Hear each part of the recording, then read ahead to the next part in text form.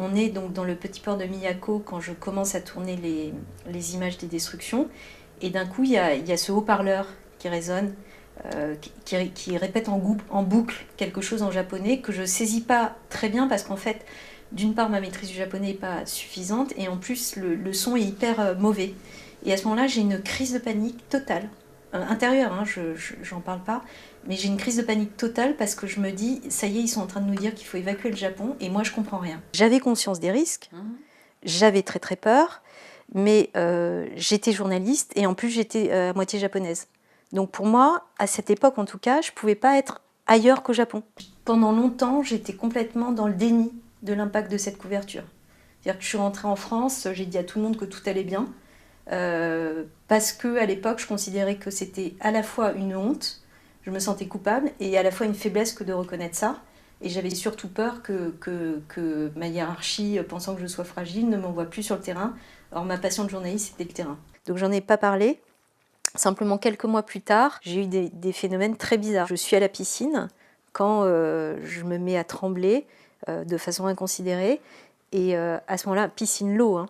Et à ce moment-là, ressurgissent les images de ce que j'ai vécu au Japon, que j'ai complètement enfoui totalement.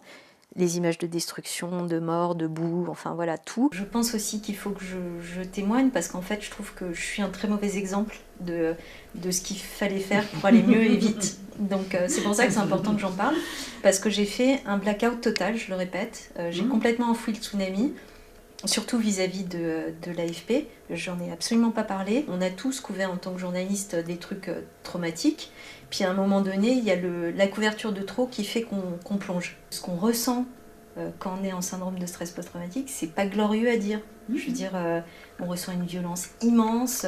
Je veux dire, avouer qu'on veut tuer un tel, qu'on veut tuer machin, avouer qu'on est super en colère, avouer qu'on a des tremblements corporels qui fait qu'on se contrôle pas, avouer qu'on est terrorisé, avouer que, je veux dire, avouer qu'on est en colère, enfin, avouer qu'on s'alcoolise, je veux dire, c'est carrément pas facile à dire. On a peur aussi, et ça c'est la grande peur, que si on avoue tout ça, les gens pensent qu'on est fou. Oui. Et soi-même, on a peur d'être fou. Avec le recul, évidemment, comme le tsunami a précipité mon effondrement et qu'après, donc, j'ai traité mon trauma de l'enfance, j'estime que je suis beaucoup mieux dans ma peau et dans ma vie que je ne l'étais auparavant.